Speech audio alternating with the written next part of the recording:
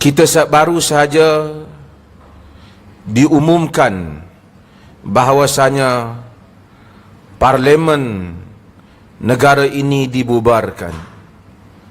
Maka kita akan lihat selepas daripada ini, rakyat Malaysia akan terlibat di dalam proses demokrasi dan berkempen di dalam politik bagi menguasai atau memenangi pilihan raya.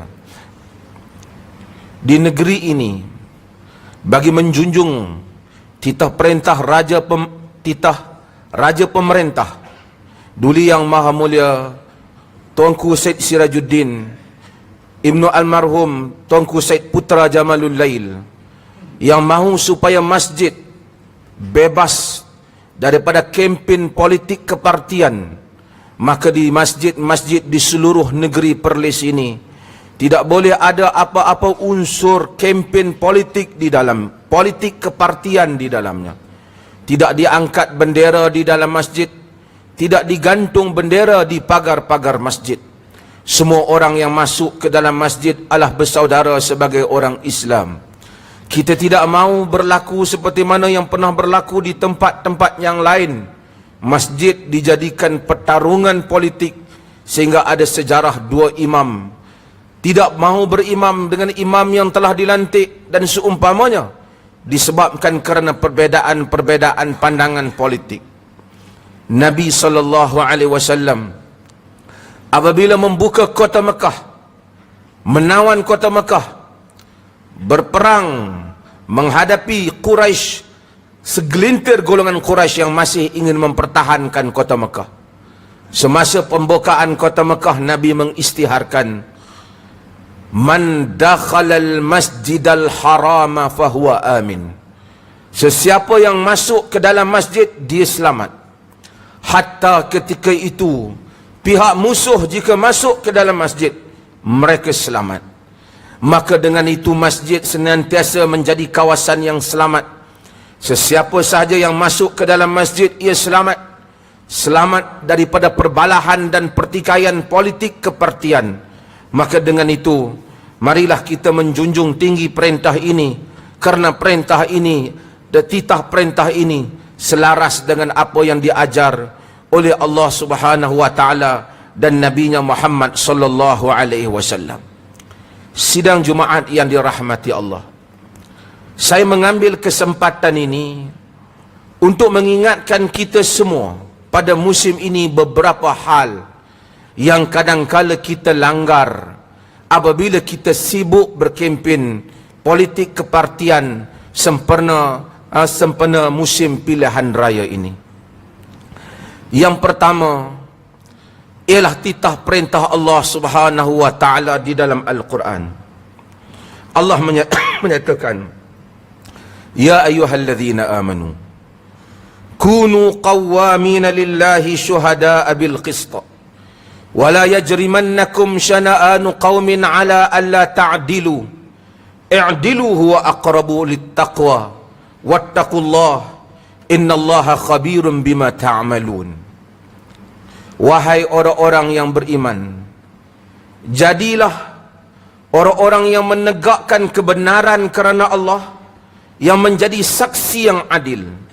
Jangan kamu jadikan kebencian kamu kepada sesuatu kaum menyebabkan kamu tidak adil.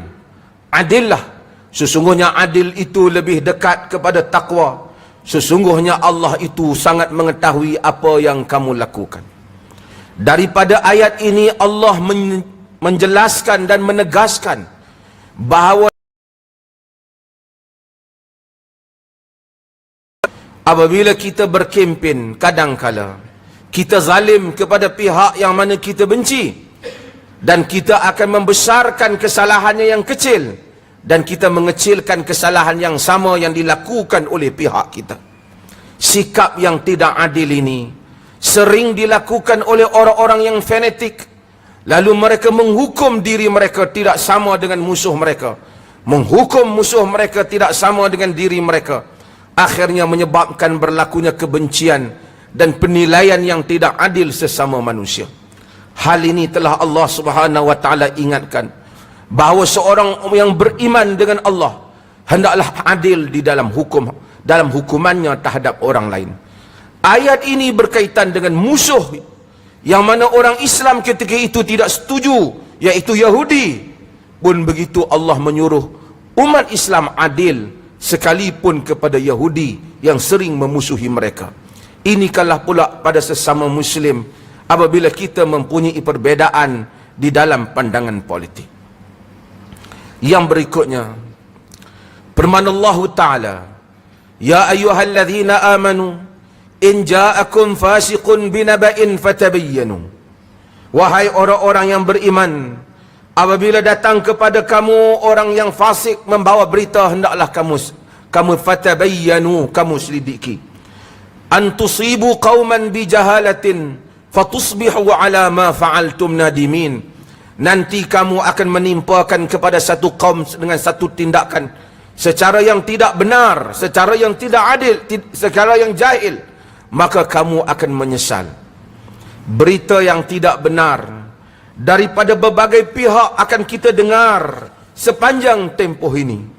Sebagai orang yang beriman, karena Allah memanggil kita, ya ayyuhalladzina amanu in ja'akum fasiqun binaba'in fatabayyanu.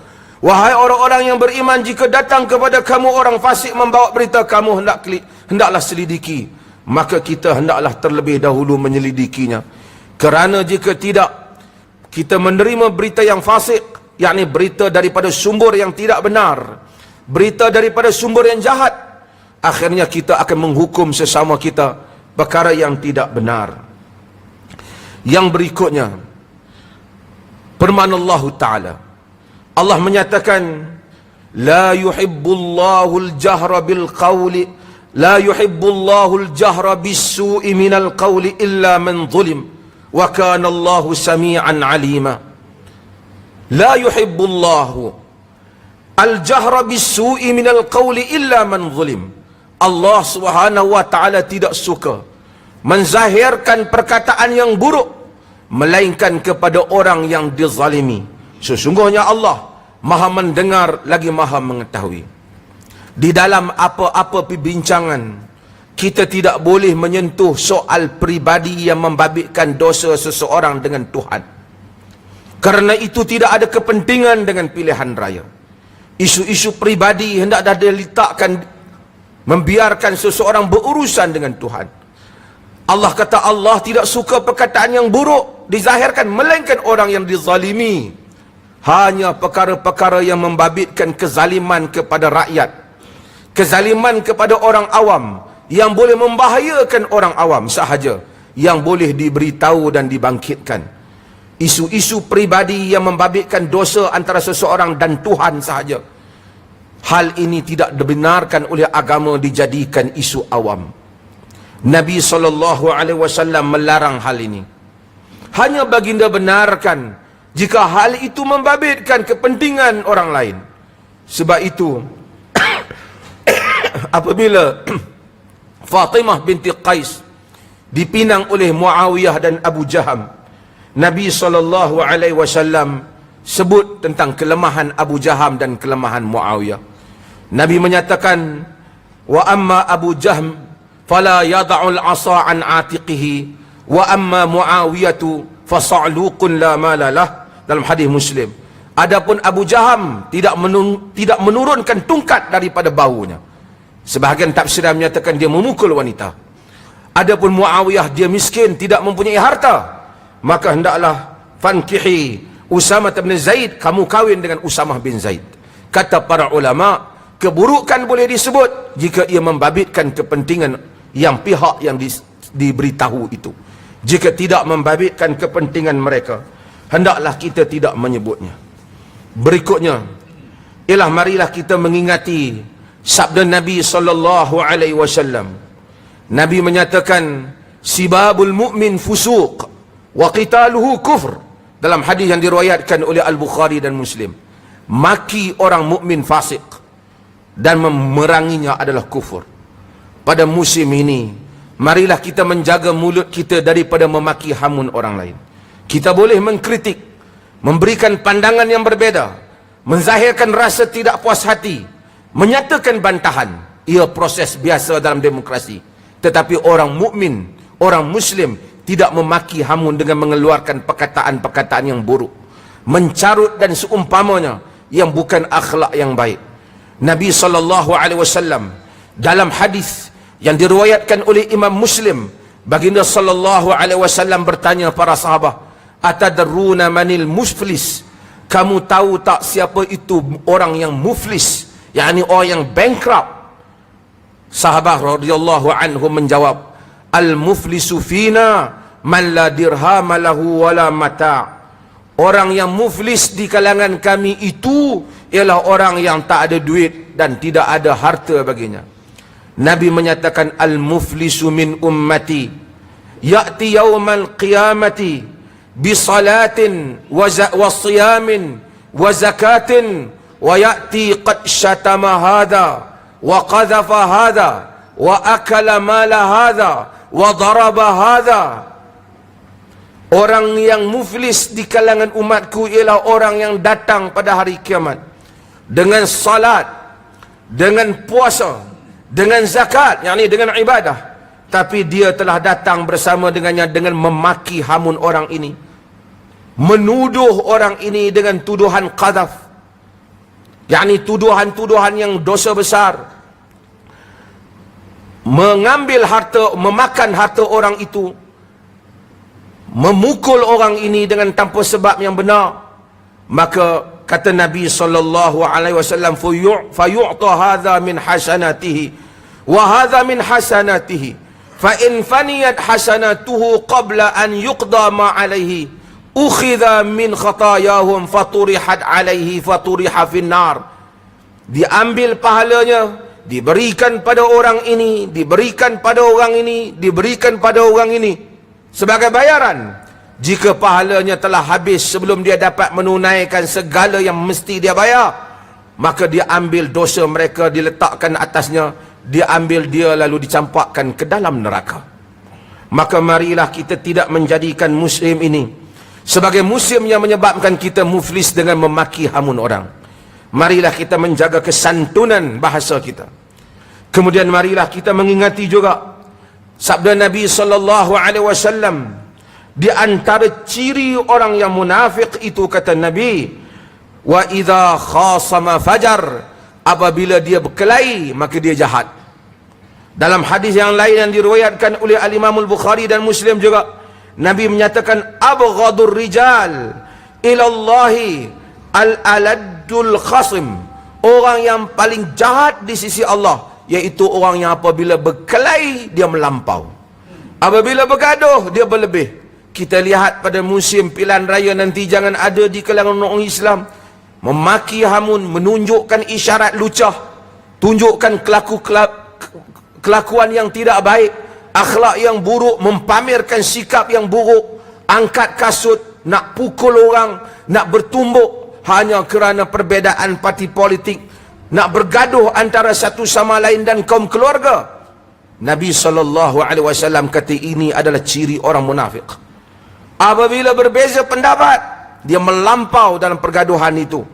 Jangan sampai berlaku pergaduhan dalam negeri yang kita kasihi ini.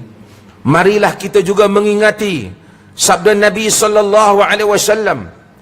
Baginda menyatakan, "Man qatala tahta rayatin imiyatin yaghdabu li'asabatin aw yad'u li'asabatin aw yansu li'asabatin faqutil faqitlatun jahiliyah." Dalam hadis yang diriwayatkan oleh Imam Muslim, sesiapa yang berperang, bertarung di bawah bendera kebutaan, marah di atas sikap fanatik, menyeru kepada sikap yang fanatik, menyokong atas dasar yang fanatik, kemudian dia matinya mati jahiliyah. Fanatik bermaksud orang yang enggan mendengar hujah pihak yang lain, hanya semata-mata kerana mementingkan pihak yang dia sokong. Ini berlaku kepada para golongan yang ta'assub kepada parti politik. Apa saja yang dilakukan oleh pihak yang disokongnya, dia akan kata benar sekalipun ternyata salah dan semua orang tahu itu salah. Apa yang tidak disokong oleh patinya, dia akan kata salah sekalipun akalnya tahu itu benar. Orang ini jika mati-matinya jahiliyah. Sikap fanatik yang seperti ini dilarang oleh agama. Kerana Islam sentiasa menyuruh untuk kita membuka akal kita, memilih antara yang benar dan yang salah. Disuruh kita menjadi yastami'unal qaul fayattabi'una ahsanah, mendengar hujah-hujah dan mengikut yang terbaik, bukan mengikut berdasarkan kepada ketaksuban diri kita. Marilah kita menilai bagi setiap perkara yang kita dengar pada musim ini dengan nilaian ilmu, bukanlah nilaian ketaksuban, kerana itu dilarang oleh Nabi SAW.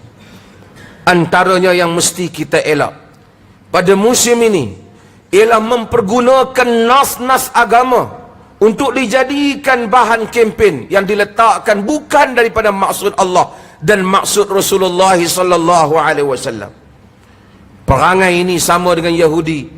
Yuharrifunal kalima min ba'di mawadhi'ihi, mengubah ayat daripada tempatnya.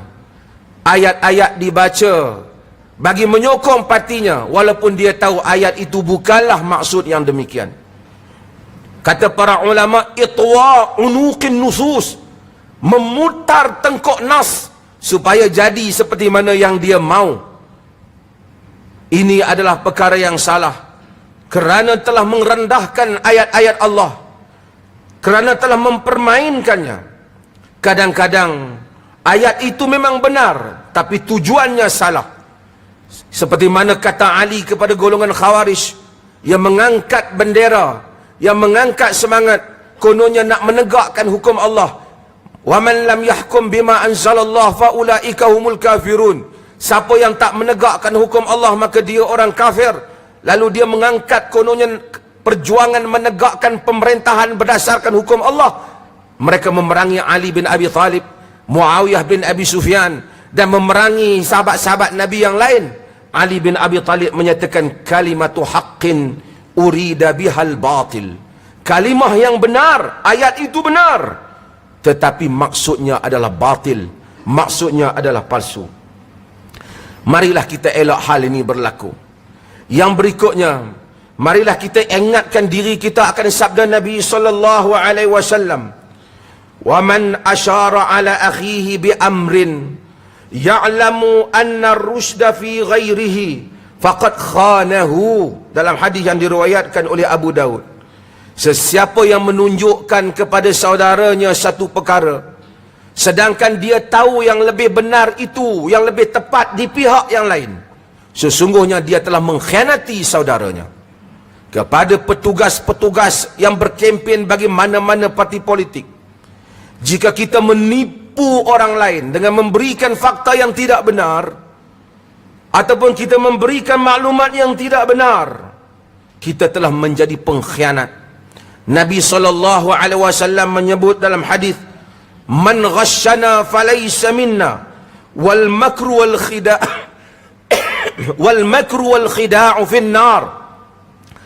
Sesiapa yang menipu kami, hadis ini diriwayatkan oleh At-Tabarani, sesiapa yang menipu kami, dia bukan di kalangan kami. Tipu daya, pembohongan, tempatnya di dalam neraka. Maka orang-orang yang menipu orang lain, yang memberikan maklumat yang tidak benar, fakta yang tidak benar, sama ada manifesto yang bohong, ataupun cerita yang bohong, ataupun kita tahu kebenaran di pihak yang lain, tapi kerana kita mempunyai kepentingan kita memberitahu yang lain, kita telah termasuk di kalangan orang-orang yang telah melakukan pengkhianatan. Maka dengan itu, maka kita, Nabi SAW menyatakan al-makru wal-khida'u finnar, tipu daya, memerangkap orang lain adalah tempatnya di dalam neraka.